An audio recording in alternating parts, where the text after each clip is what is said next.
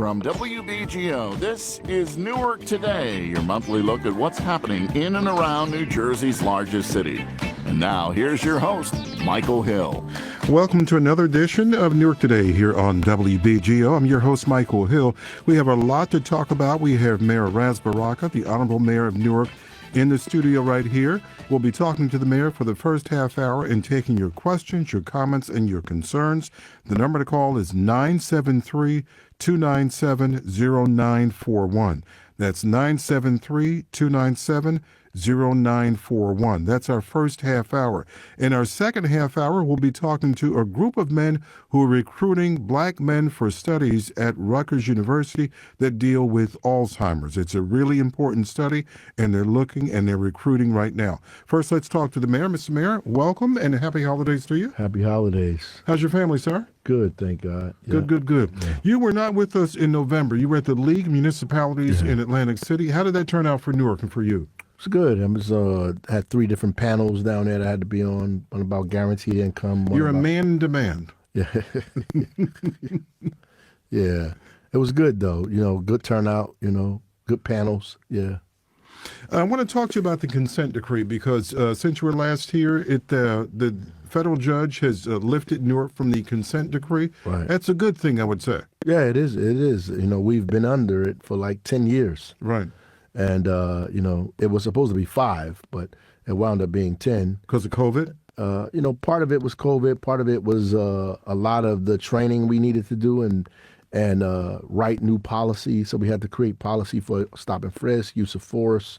We even have a policy for free speech, like for police to make a decision when to arrest somebody or stop somebody based on what they're saying or speaking about in a protest, in the street, or at an event, And I guess so long as they're not making a threat about something, Right. whatever, that the Right. speech is free and constitutionally protected. Absolutely, as long as they're not threatening people, no matter how loud they are, if they cussing and all kind of stuff. A lot of folks get upset and they start, just really making sure that there's some kind of parameters on how you deal with that. You would think that that would be one of the basic things of policing, though, Right. and public engagement is that somebody has a First Amendment right to say what they want to say. But that policy doesn't exist anywhere else. This kind of free speech policy that we created here in the city of Newark. When you roll up on the scene, the police come on the scene, you got people saying all kind of stuff to them. Right. And they get offended. They think they need to, put their hands on them, do all kinds of things. So you have to judge when when you're able to do that and when you're not. I saw in Lower Manhattan, down near Canal Street, I think it was a couple of weeks ago, where immigration officers showed up, and there were people who were literally in the faces of screaming and shouting at immigration officers. And I was really surprised that some of them did not get arrested. But I figured, on one hand, there are a lot of cameras here, a lot of images being taken, photos and things like that. And the last thing you want is for that to turn into something it's not supposed to be. Yeah, and I mean, nationally you see that, and sometimes it goes the other way. Because everybody doesn't have the temperament, but when you're training people on how to deal with that, it's different, you understand what you can and cannot do in those situations. Mr. Mayor, you mentioned a key word here, temperament. Right. And whether someone has the temperament to be an officer of the law, meaning that person has the kind of mindset, feelings, emotions, training, and everything when it comes to a city department issuing them a police uniform, a badge, a gun with bullets, and the right to use lethal force. Right. And so it's important that you're able to, A, have the discipline, and 2, understand the law, the parameters, the guardrails of what you can and cannot do in those situations. Because you have a badge and a gun doesn't give you unlimited authority to do whatever you want in those situations. Do you think some police officers really need to be trained in that regard? Absolutely. I think all of them need to be trained in that regard. You're asking for people to come in very tense and volatile situations, with their own personal ideas and beliefs, and they come into a situation, and it would be like if you was a regular person out in the street and somebody says something to you, you get inflamed, and it turns chaotic. But as a police officer, you have because you have all of this authority, you also have restrictions because you have a gun, like you said, and bullets. And you're not trained to react the same way as just any other Right. person out on the street. Absolutely. Right. Overall, though, the purpose of the consent decree was for reform of the Newark Police Division. 100%. Has it been reformed? Yeah, I think so. I think the police department today is not the police department of 10 years ago. Obviously, when I grew up in Newark, so I've had run-ins and interactions with the police. Obviously, it is not the police department it was 5 years ago, 10 years ago, right? So because of the new policies, because of the what's going on in internal affairs, because of civilian review, because of all of the training that they're doing outside of just the academy training, helps them. It found, I'm reading the report here from Peter Harvey, the Independent Monitor, and found that Newark has taken some commendable steps in terms of, for instance, use of force, commendable improvement over the course of the consent decree period. That's a pretty important area when you start talking about reforms, and the Independent Monitor saying that the progress is commendable because the use of force goes right to the heart of what people can film and take photos of out there on the street when things go wrong. Absolutely. I just saw a video of a guy in a precinct like asking the police to fight, and they really talking him down.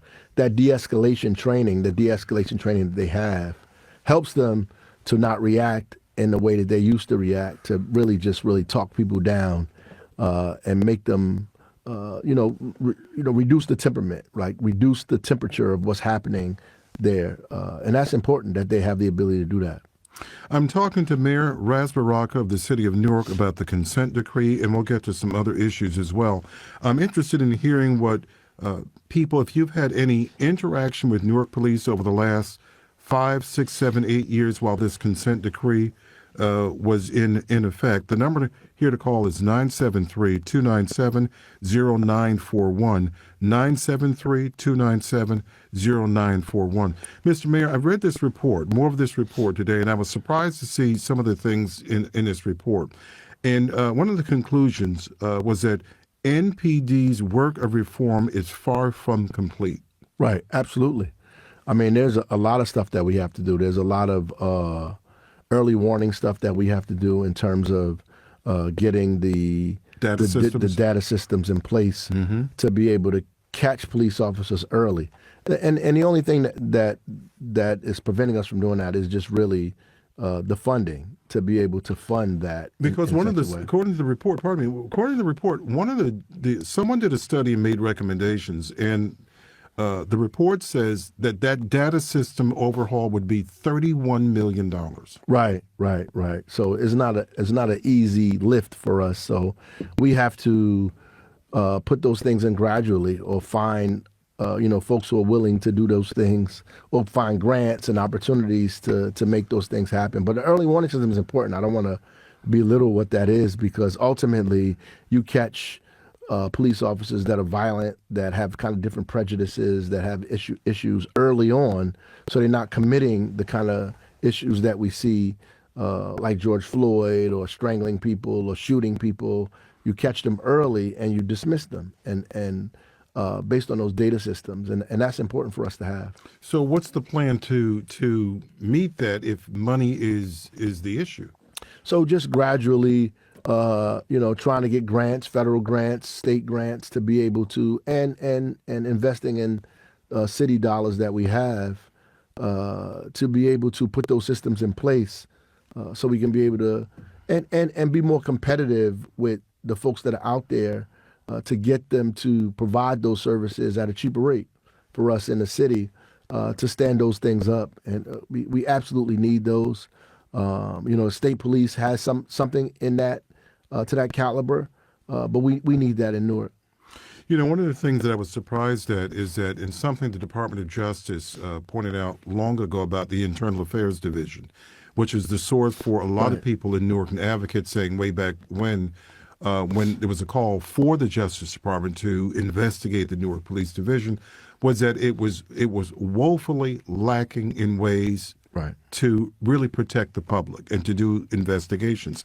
And this final report says the NPD is still working under pre-consent decree policies in many areas of the internal affairs function. Right. In the coming years, NPD should prioritize taking the necessary steps to implement state-of-the-art internal affairs policies, doing so unilaterally where the appellate divisions, I'm not going to get into that part, Right. but yeah.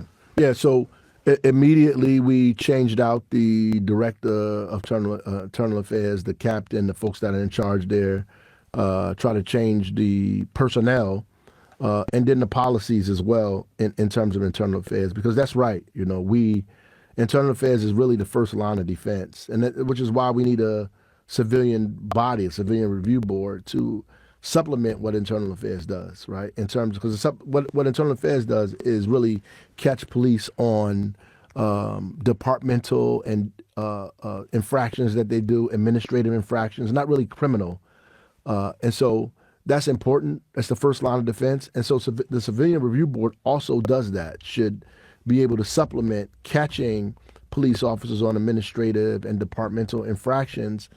So they're not doing criminal infractions, right? And that's really what it's supposed to do. And what Internal Affairs has done in the past is really overlooked that and has not been able to secure those in the way that we need them or write the reports, which is the key thing that I think the consent decree had an issue with is the report writing by Right. sergeants, by superior officers who are overseeing these reports and making sure that they're not like fudging reports or writing things that didn't happen or like have these boilerplate reports, that they actually are writing exactly what took place so that they can be a real review by internal affairs and by civilian review. And Newark still has its civilian complaint review board. It still meets, Yes. it still does its Yeah, work, we but you have don't that. have subpoena power. Absolutely. We don't. And so we can't really get the documents that we need. I mean, there is a little cooperation, but obviously we need subpoena power in order to have full oversight. New administration, January 20th Right. in Trenton. What confidence, what hope do you have that you can get subpoena powers with this incoming administration? Well, the incoming governor has said during the debates that she wasn't supportive of subpoena power. But I think with a little conversation and cajoling and being able to convince that these things can happen, I think that the incoming governor is at least amenable to new ideas, to concepts, to ideas that she didn't normally embrace in the future. And I come to that conclusion based on the conversations that we've had on various issues, that she might not be up to speed or knowledgeable on specific things, but she's open and willing to learn about these things. And hopefully, at some point she gets to the area where she understands that we need subpoena power.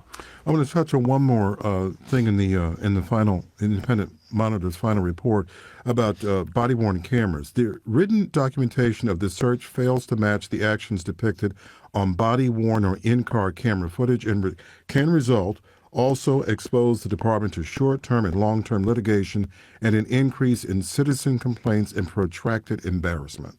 Right, that's true.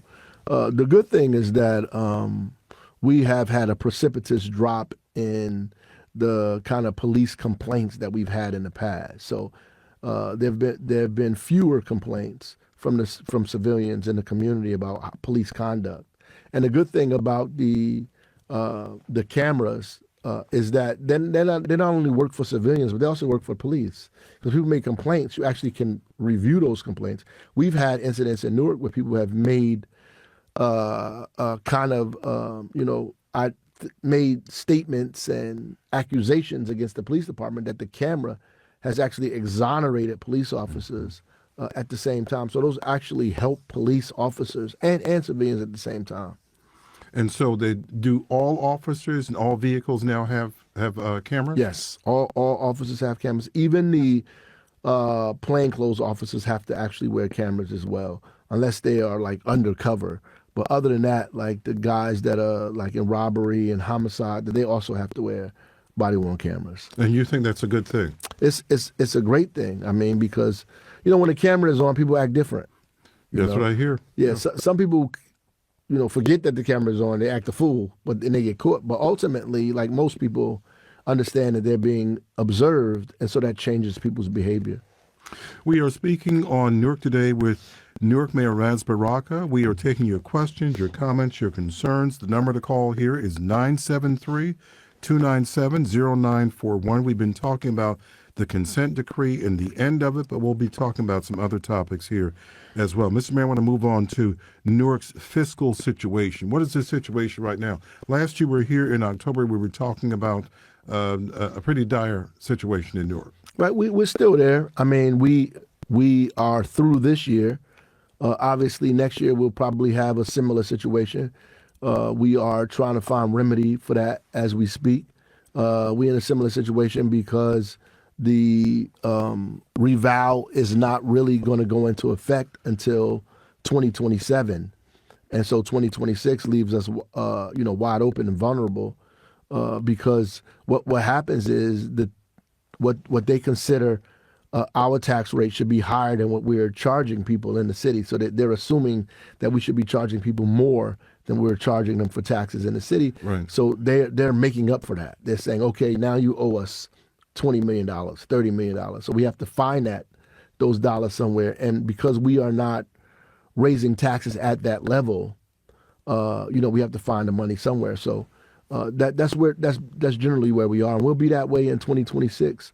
And we're trying to find the dollars to do that, so we're not like raising people's property taxes to a level that's like impossible. I was going to ask you then, if you had to do that in 2026 to meet with the state, it's saying, what would it mean for people's property taxes going up, what, by 10% or something? Or Yeah, more? probably more. I mean, if we wouldn't have borrowed the money from the state or do the other things that we've done, selling property, raising people's taxes a little, the tax rate would easily be 20-25% increases in these tax rates.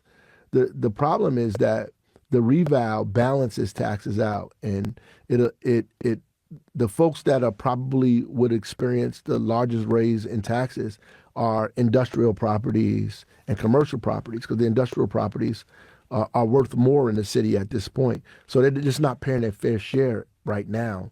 The homeowners are enduring, and are bearing the heaviest burden of the cost at this point.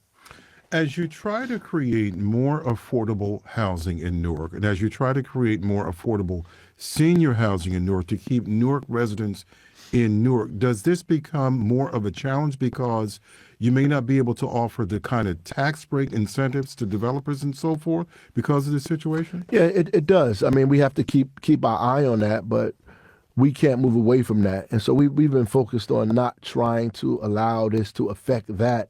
We have like 2 or 3 100% affordable projects going through the council right now. Some even right downtown Newark, full 100% affordable projects. Is that like one of those that at the old Pabst building or something like that? Well, one of them is right next to NJ Pack, that's happening now. So it's going as low as 35% of the area median income, which is good because, in order to capture as many people as we need in Newark, we need to be at about 30% of the area median income. And when you go that low, you need more subsidy because the cost of building in New Jersey is just insane.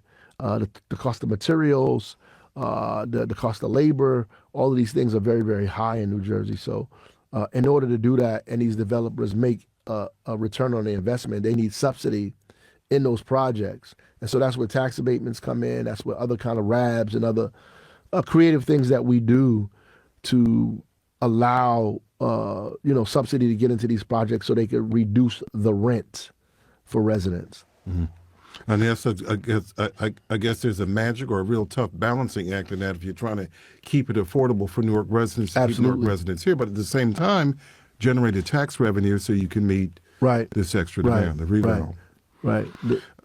The good thing is that a lot of these properties that are developed were not at properties that we weren't taxing anyway. Like they were abandoned, or they were just properties that were vacant lots. So anything that we get at this point is just more revenue than we were getting at all, right? So when people say, oh, you're giving these people a tax abatement, the reality is prior to that, we was getting zero. We was getting nothing.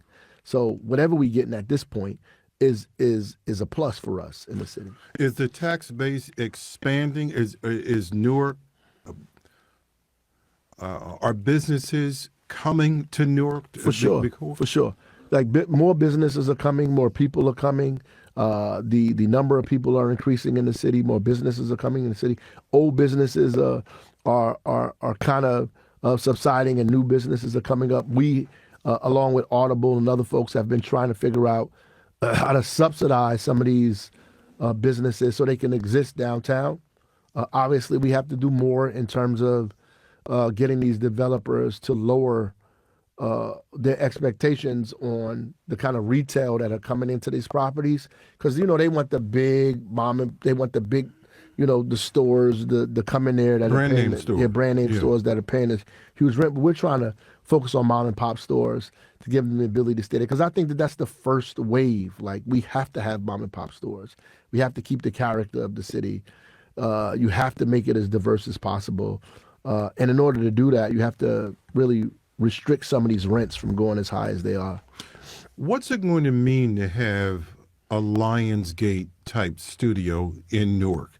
Probably the third biggest studio is going to be, as I understand it, in the state. What's it going to mean to have that and people to see that a name as recognizable as Lionsgate setting up shop? That's amazing for us. I mean, we're talking a huge number of jobs. We're talking about 600 different types of jobs in the city. You're talking about investment in those communities. When Lionsgate Studio is built, all the kind of ancillary development that'll take place around there that people don't really anticipate that'll happen, retail, housing, that'll add to the tax base, that'll bring more people to the area, that'll help infuse capital in those communities is insane. And I think that, when you're talking to people, they say, everybody in Newark is not an actor, but acting is like the least number of jobs that's available, right?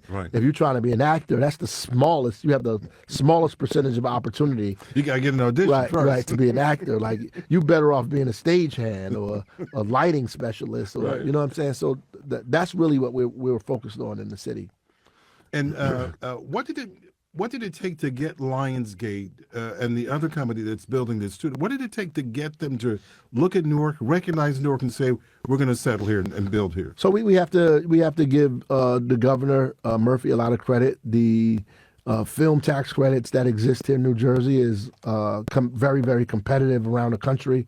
It is bringing people, and what's happening in California, people are moving out of that space, and people are using a lot more studio in terms of building sets and AI and all these things. So they can do the whole show in a studio.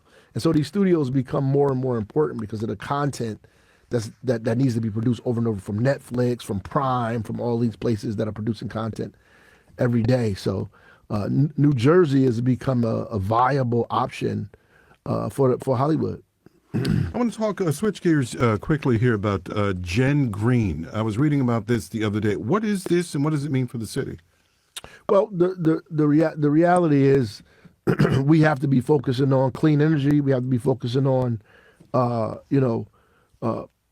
the new kinds of jobs that are becoming available, especially when the advent of AI and how that's spreading here. We have to be figuring out how to train our residents to be able to get into these job markets that exist, because old jobs are disappearing, right? And so we have to be able to figure out how to do that. And we are restructuring, even in Newark, workforce development to move away from some of the training that we've been doing, the old training, to be able to be more job ready and doing the kind of green jobs that exist, to prepare our residents to go into these places. And when you say residents, I understand that this involves a lot of young people with their ideas, to get them to pitch ideas, to get them to implement ideas and so forth? Right, absolutely. And so, so it's really like an incubator as well. So there's a lot of work in the state of New Jersey to, for example, get institutions like NJIT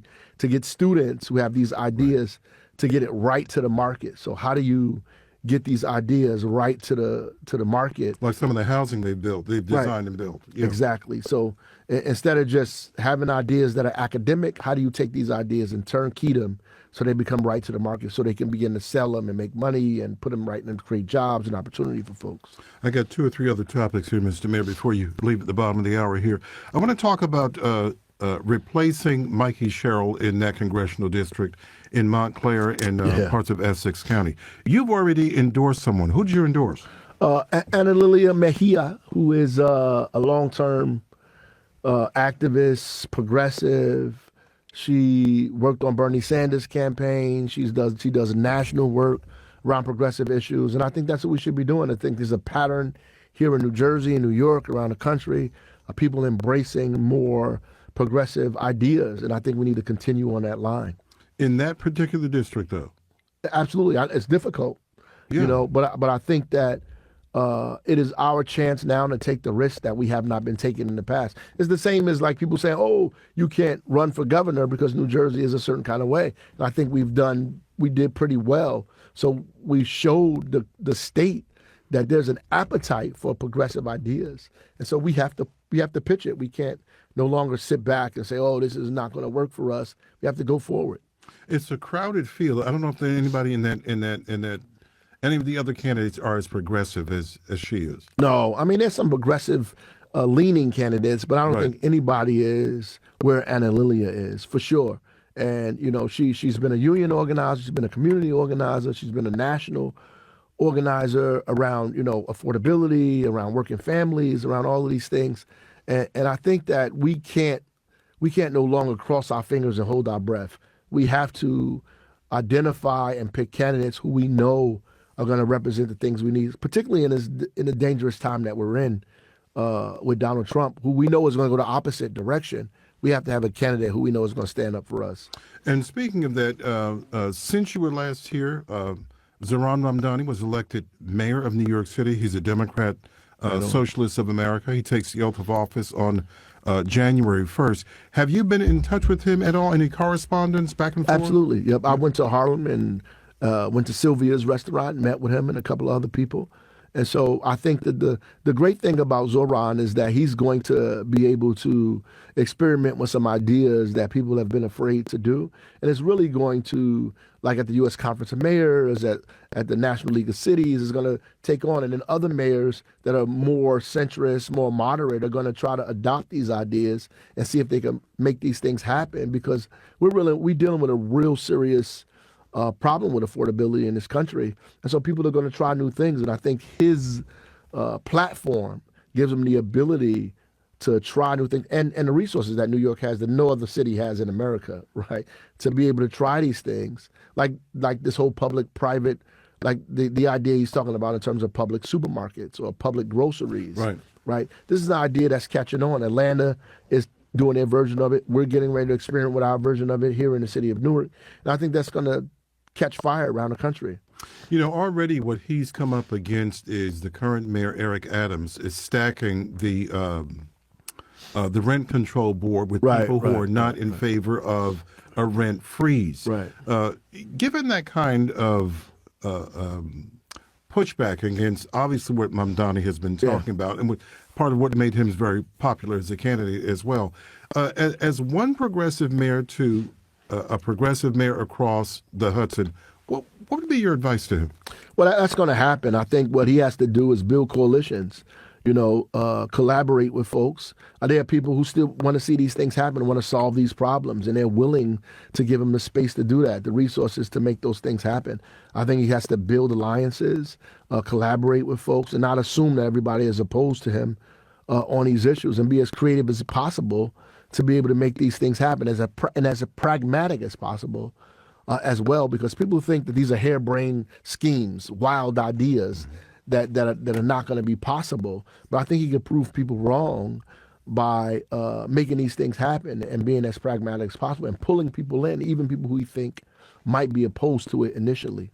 How does he use the voting results How does he use that to get what he wants when he interacts with the city council and certainly the folks in Albany and the state legislature? Well, he has to use those immediately, right? Because that stuff is going to go away very fast, right? So he has to use the goodwill and the honeymoon period to kind of push these things forward. People want this stuff to happen in this atmosphere. So he has to go hard and go fast very quickly and try to make these things happen and build the coalitions that he needs, like immediately. And, you know, some of the things that I did, you have to reach out to people, to the business community, to other folks. All the people don't think the same. Right. And you can't assume that they do.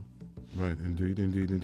Mr. Mayor, thank you very much for your time. Very quickly here, it's the holiday season. What is your wish list for the city of Newark? Well, I wish, first of all, that people stay safe, that, you know, we do what we can to cover our families, our children, to keep them safe and out of trouble and out of violence, and everybody enjoy their holiday season and bring in the new year better than this year ends. So I wish everybody luck and God bless them. Mr. Mayor, thank you as always. Appreciate your time, sir. Thank you, brother.